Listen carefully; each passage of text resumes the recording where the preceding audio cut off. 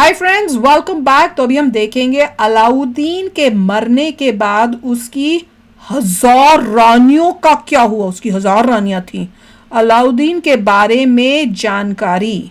अच्छा, ये हमने वही अलाउद्दीन है ना जो हमने वो पद्मावत मूवी में देखा था, वही है अलाउद्दीन।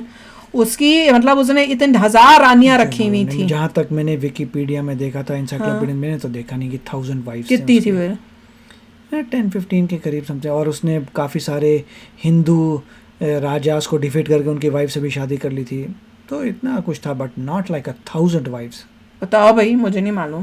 तो चलो वीडियो शुरू करते हैं। वीडियो शुरू करने से पहले अगर आप चैनल पर नए हो और आपने अभी तक सब्सक्राइब नहीं किया तो जल्दी से पहले सब्सक्राइब के बटन और बेल आइकन को क्लिक कर लो ताकि आपको हमारे सारे न्यू वीडियोस के नोटिफिकेशन मिल जाए जैसे हम अपलोड करें। अगर आपको वीडियो पसंद आता है प्लीज़ लाइक एंड शेयर। चलिए शुरू करते हैं। और दूसरे 2 चैनल्स उनको भी सब्सक्राइब कर लेना, लिंक से डिस्क्रिप्शन बॉक्स में, वहाँ पे भी आपके रिक्वेस्टेड वीडियोज आ रहे हैं।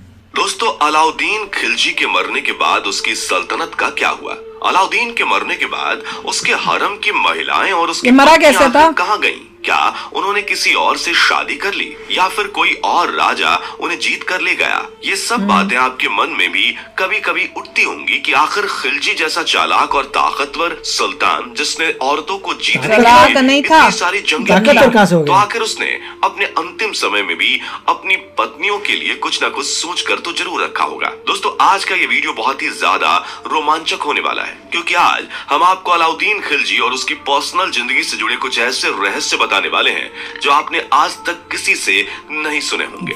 दोस्तों, अलाउद्दीन खिलजी इतिहास का एक ऐसा नाम था जिसे सुनते ही आसपास के छोटे मोटे राज्य के राजा खुद ही शस्त्र छोड़कर अपने आप हार मान लेते थे। दोस्तों, खिलजी जितना ताकतवर था उससे कहीं ज्यादा वो शातिर दिमाग का था। मालिक काफूर से मिलने से पहले उसने जितने भी युद्ध जीते थे वे सारे उसने अपने दिमाग के बल पर जीते थे। दोस्तों, अलाउद्दीन खिलजी ने जीते जी बहुत सारे मंदिरों और इमारतों को खंडहर करके उनकी जगह मस्जिदें बनवा दी। उसके हरम में अधिकतर हिंदू महिलाएं थी। उसका कहना था कि हिंदू महिलाएं मुस्लिम महिलाओं की अपेक्षा ज्यादा भरोसेमंद होती हैं। यही कारण था कि उसकी 4 शादियों में 3 पत्नियां हिंदू थी। उसकी एक बीवी जिसका नाम मलिकाए जहां था, जो कि उसके सगे चाचा की लड़की यानी कि उसकी बहन थी, उसने उसी से शादी की थी।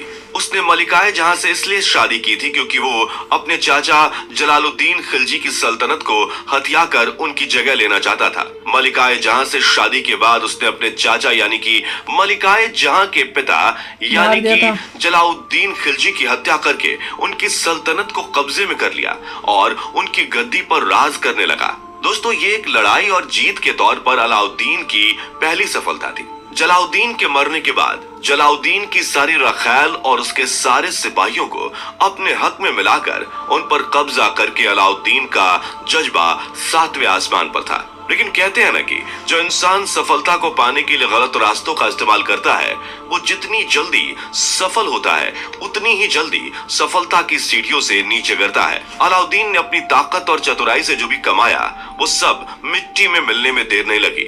अलाउद्दीन जब अपने जीवन के अंतिम पलों को मुश्किल के साथ काट रहा था तब उसने अपनी पहली पत्नी मलिकाए जहां को अपने पास बुलाया और कहा कि जब मैं मर जाऊं तो तुम अपनी जिंदगी को रोकर नहीं बल्कि हंसकर काटना। अगर तुम किसी से प्रेम करती हो तो उसके पास चली जाना क्योंकि अभी तुम जवान और खूबसूरत हो, तुम्हारे पास तुम्हारी पूरी जिंदगी पड़ी हुई है और तुम मेरे वियोग में अगर रोना शुरू कर दोगी तो तुम अपनी जवानी और अपने जीवन के मजे नहीं ले पाओगी।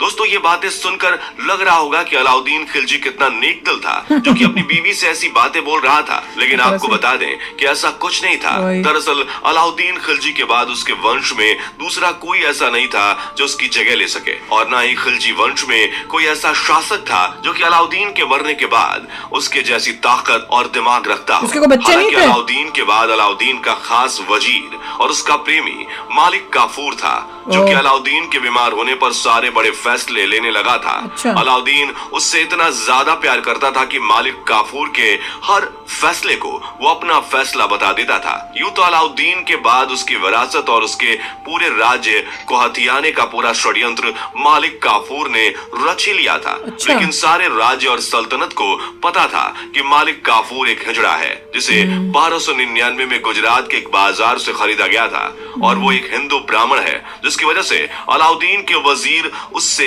और भी ज्यादा चिढ़ते थे। हालांकि बाद में उसे मुस्लिम बना दिया गया था, लेकिन अलाउद्दीन के वजीर शुरुआत में उससे चिढ़ते थे। उसका एक बड़ा कारण यह भी था कि मालिक काफूर ने अपनी सुंदरता और अपने युद्ध कौशल से अलाउद्दीन का दिल जीत लिया था, और कभी कभी वो रात में अलाउद्दीन का दिल भी बहलाता था। हमारी बातों से आप समझ रहे हैं कि हम क्या कहने की कोशिश कर रहे हैं, लेकिन अलाउद्दीन के वजीरों ने पहले से ही अपनी एकता में एकजुट होकर यह प्रण कर लिया था कि मालिक काफूर को हम सुल्तान किसी भी हालत में नहीं बनने देंगे। ये बात तब की है जब मालिक काफूर दक्षिण भारत के दौरे पर था। उस समय अलाउद्दीन की हालत बहुत ज्यादा खराब थी और अलाउद्दीन बार बार मालिक काफूर को याद कर रहा था। कुछ इतिहासकारों की माने तो अलाउद्दीन को मालिक काफूर की याद इतनी ज्यादा सताने लगी कि वो मालिक काफूर के लिए रात भर रोता था। जब उसकी पत्नियां उसके साथ रात बिताने को कहती थी, तब वो सिर्फ इतना कहता था कि मालिक काफूर के हुस्न में जो बात है वो तुम में नहीं है, जिस वजह से कुछ दिनों के बाद उसकी बीबियों ने भी उसके पास आना छोड़ दिया था। दोस्तों, समय की नजाकत को देखते हुए भी अलाउद्दीन यही चाहता था कि उसके बाद मालिक काफूर ही खिलजी वंश का सुल्तान बने। अलाउद्दीन ऐसा इसलिए चाहता था क्योंकि उसे पता था कि मालिक काफूर एक हिजड़ा है, तो मालिक काफूर से उसकी किसी भी बीवी को किसी तरह का कोई नुकसान नहीं होगा। और वैसे भी जब से अलाउद्दीन ने मालिक काफूर को वजीर बनाया था, तब से उसके सर पर केवल और केवल पूरे भारत को जीतने का भूत सवार था, और दक्षिण भारत को जीतकर उसने अलाउद्दीन का दिल और भी ज्यादा जीत लिया था। लेकिन कहते हैं कि जो इंसान चाहता है वो हमेशा नहीं होता। अगर इंसान का चाहा हुआ होने लगे तो इंसान और भगवान में अंतर ही क्या रह जाएगा।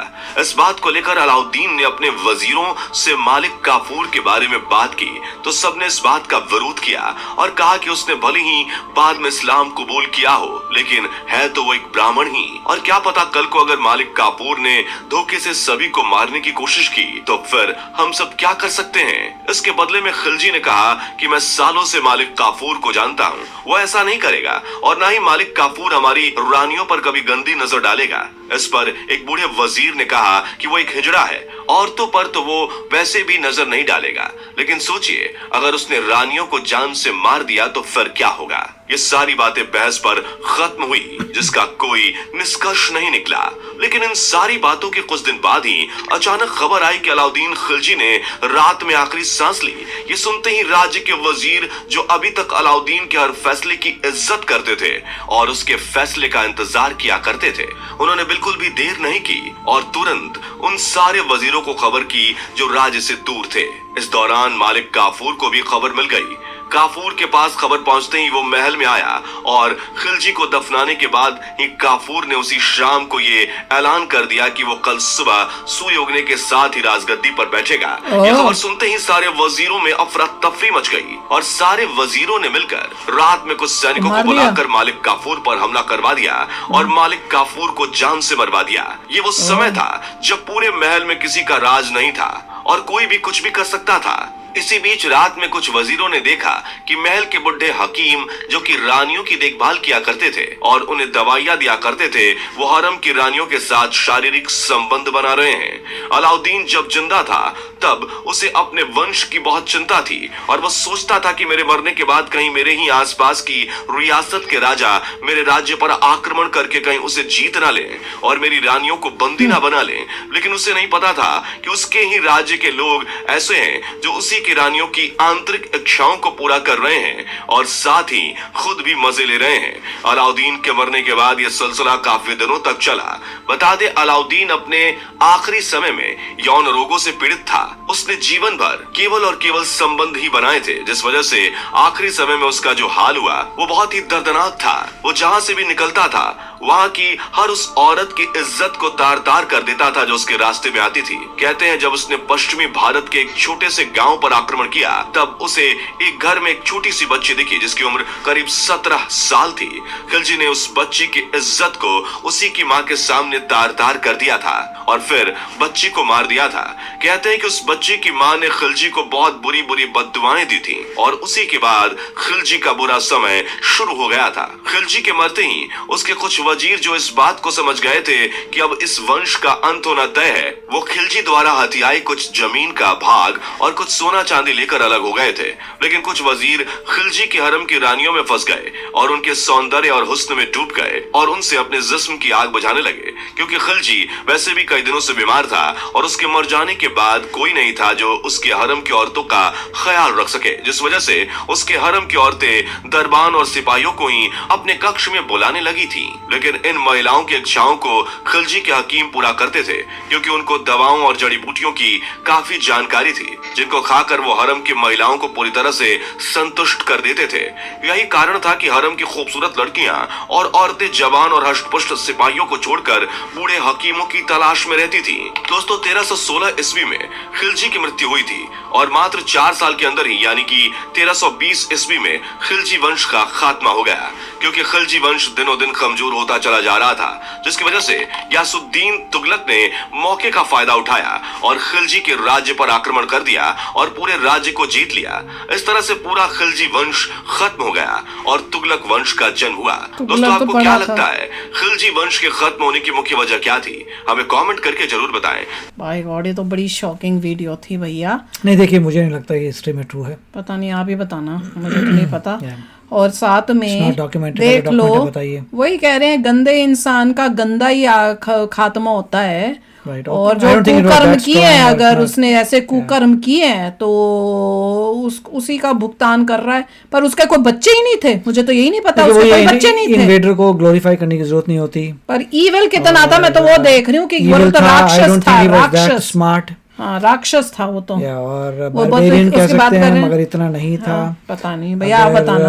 पूरे यूनाइटेड होते देन दे वुड हैव उसको उड़ा दिया होता, अगर सब यूनाइटेड होके लड़ते। मुझे भी नहीं पता था कि उसका वो जो दूसरा था, वो स्लेव वाला, वो भी राजा बनने की कोशिश कर रहा था जब, और ये मेरे को लगा था ये किसी युद्ध वुद्ध में हार के मरा होगा। मुझे नहीं पता था कि इसको बीमारी में मारी हो जाती और फिर वो उस तरह से मरता किसी भी एंगल से 1000 रानियां नहीं थी। 1000 पता नहीं, मुझे बताओ भाई आप लोग, अगर आपको इसकी हिस्ट्री का पता है, कहीं पढ़ा हुआ है इसकी हिस्ट्री के बारे में, हाँ, कि ये कैसे, इसकी मौत कैसे हुई थी, और साथ में इसके क्या कोई बच्चे नहीं थे, और इसकी कितनी रानियां थी। पर ईविल तो था ही यार, वो तो दिख ही रहा था हरकतों से ही, कि भाई जिस तरह से पद्मावत की जो मूवी थी उसी में दिख रहा था कि कितना घटिया आदमी है ये। जितने भी इन्वेडर्स बाहर से आए थे वो सारे बारबेरियन ही थे, तो उनको क्या, वो तो वो थे ही जो राजा बनने के लिए अपनों को ही मार सकता था, जिस तरह से दिखा रहे हैं, तो उससे वो तो कुछ भी कर सकता है, इतना गंदा आदमी।